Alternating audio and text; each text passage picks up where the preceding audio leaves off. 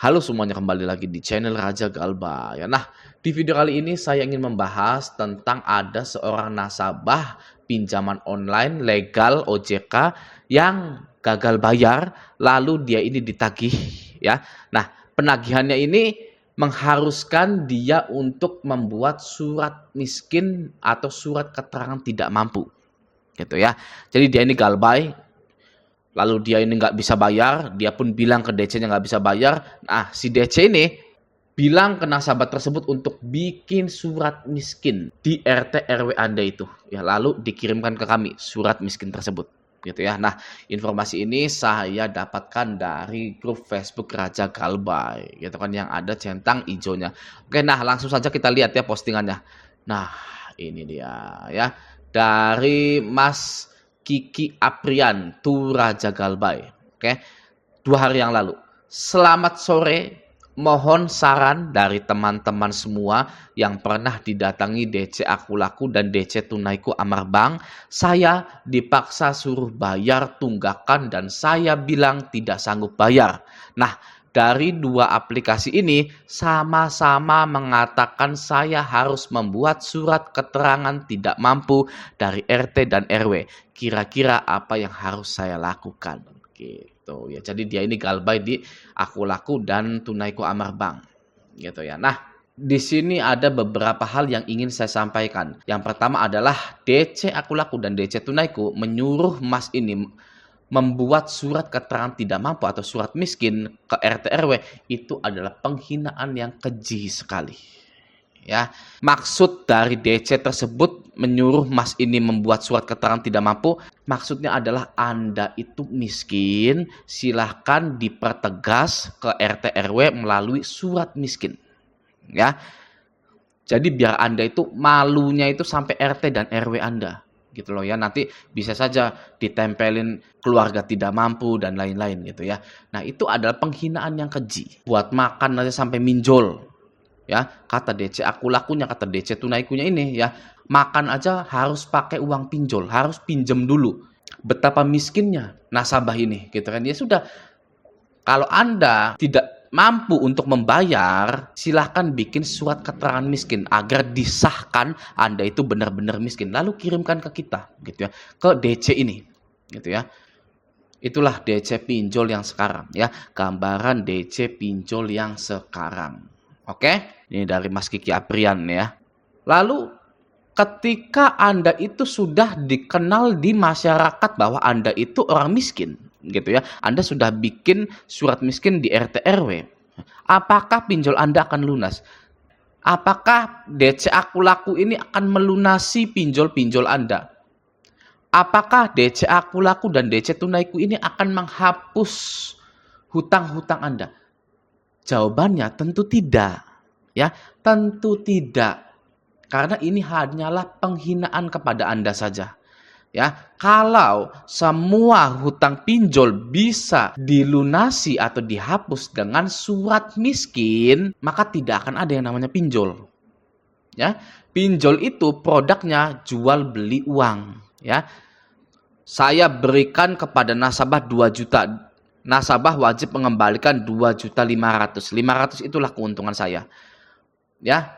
Kalau misalkan pinjol A meminjamkan kepada nasabah sebesar 2 juta, lalu bayarnya pakai surat miskin, surat keterangan tidak mampu, lalu keuntungannya dari mana? Ya, pinjol-pinjol itu. Ya, ini dari sisi pinjolnya gitu ya. Kita berbicara dari kacamata perusahaan pinjolnya dulu. Gitu ya. Tidak akan mungkin perusahaan pinjol itu mau melunasi hutang Anda dengan surat keterangan tidak mampu. Oke? Maka dari itu, pinjol-pinjol ini merekrut dan menyiapkan para DC pinjol untuk menekan Anda, untuk memaki-maki Anda, untuk menteror Anda agar Anda segera membayar. Ya, ya contohnya seperti ini di DC Aku Laku dan di DC Tunaiku itu. Ya, para pinjol-pinjol ini meng-hire dan mentraining para DC tersebut untuk menekan Anda. Oke? Kalau pinjol bisa lunas pakai surat keterangan tidak mampu, maka tidak akan ada yang namanya DC. Nah, DC pinjol atau DC lapangan. Sudah, ya. Anda tinggal bikin surat miskin ke RT RW lalu lunas.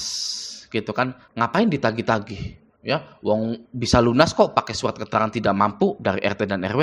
Nah, itu kan nggak mungkin seperti itu, ya, nonsens gitu kan. Jadi benar-benar pinjol-pinjol ini ingin mengesahkan Anda, ingin menghina sekaligus mengesahkan bahwa Anda itu miskin, gitu ya. Yang mana menyuruh nasabah ini untuk bikin surat keterangan tidak mampu, gitu ya. Waduh, gitu ya. Nah, selanjutnya apa yang harus saya lakukan? Nah, gitu kan. Apa yang harus saya lakukan nih? Oke. Yang harus Anda lakukan adalah duduk diam manis, ganti nomor Anda, hapus nomor WA Anda, ganti sosmed Anda, nama-nama, atau kalau bisa bikin yang baru saja tanpa ada nama seperti ini, ya, tanpa ada nama pribadi, ya, seperti itu saja. Ya, seperti itu saja sudah. Beres, ya. Tidak perlu yang namanya kita itu menyape-nyapein diri kita sendiri gitu. Membuat diri kita ini capek sendiri karena ulah DC pinjol yang nonsens, yang tidak masuk akal. Ya, tidak perlu. Seperti itu. DC pinjol itu paling banyak akalnya untuk menekan para nasabahnya. Ya, DC pinjol itu paling banyak akalnya untuk menghina-hina para nasabahnya. DC itu paling banyak akalnya untuk menero Anda, menero kondar Anda. Ya, banyak akalnya. Kenapa banyak akalnya? Karena tekanan dari kantor, ya. Dari kantornya ditekan, ya, para DC-DC ini, DC-DC ini menekan Anda. Oke. Yang harus Anda lakukan adalah menjadi orang yang tidak bisa ditekan oleh DC tersebut, ya, dengan cara menghilang. Oke, menghilang saja, ya, tidak melanggar hukum, ya. Kalau Anda tetap meladeni para DC-DC ini, ya, lalu misalkan Anda beneran bikin surat keterangan tidak mampu dari RT, ya, bulan depannya atau minggu depannya Anda akan dikerjain lebih gila lagi. Ya, misal minta foto waktu nerima sembako, terus minta foto atau video waktu Anda ngemis-ngemis di lampu merah sebagai bukti bahwa Anda sudah tidak bisa lagi membayar pinjol. Ya, apakah Anda mau menuruti hal itu?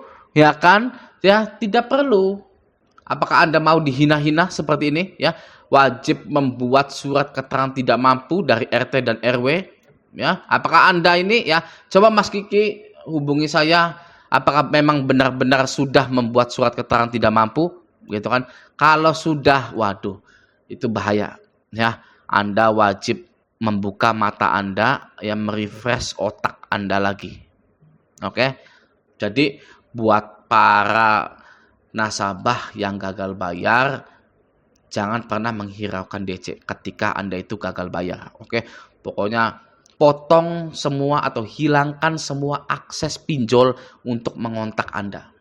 Karena jika Anda tetap meladeni DC atau tidak meladeni tapi melihat pesan-pesan penagihan dari DC tersebut, Anda akan menjadi seperti orang gila.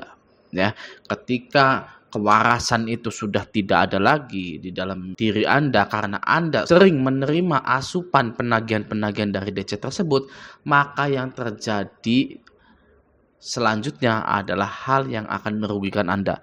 Contohnya adalah mengakhiri hidup, yang pertama. Yang kedua, mengakhiri hidup orang lain untuk bisa menguasai hartanya, lalu bobol ATM, ya, dan lain-lain. Saya berbicara seperti itu, resiko seperti itu berdasarkan fakta yang ada, berdasarkan fakta yang sudah terjadi di dalam dunia perpinjolan. Ya, banyak orang yang seperti itu. Banyak sekali orang yang mengakhiri hidupnya, mengakhiri hidup temannya, yang merampok ATM, merampok sana sini hanya untuk bayar pinjol. Ya, itu sudah fakta. Anda bisa cari di Google. Nah, Anda jangan sampai seperti itu, ya. Caranya simple. Jangan pernah lagi membaca penagihan-penagihan dari DC-DC pinjol tersebut. Nah, sehingga hidup Anda akan menjadi normal kembali seperti sedia kala. Oke, gitu ya. Nah, semoga video ini bermanfaat. Sampai jumpa di video selanjutnya.